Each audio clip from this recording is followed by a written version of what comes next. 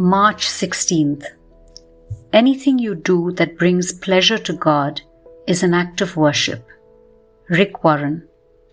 The Westminster Catechism starts with the question, what is the chief and highest end of man?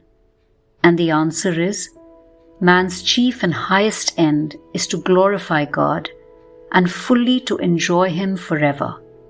In effect, to worship. To glorify God is to praise, extol, exalt, laud, honor, magnify, and revere Him. It is to acknowledge and reveal His majesty and splendor. It is to elevate Him.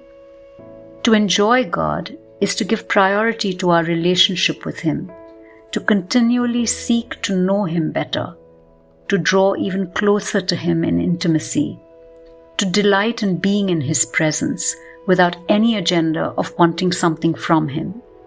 We are called to do these with all of our lives, not just in the allotted time of worship in a church service. Rick Warren writes, worship is far more than praising, singing, and praying to God. Worship is a lifestyle of enjoying God, loving Him, and giving ourselves to be used for His purposes.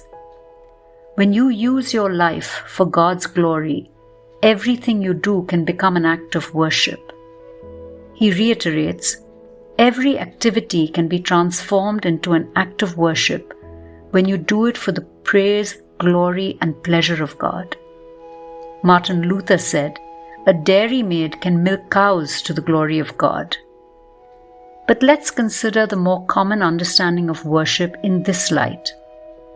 If anything that brings God pleasure is worship, surely every act of what we consider worship should be to give Him pleasure.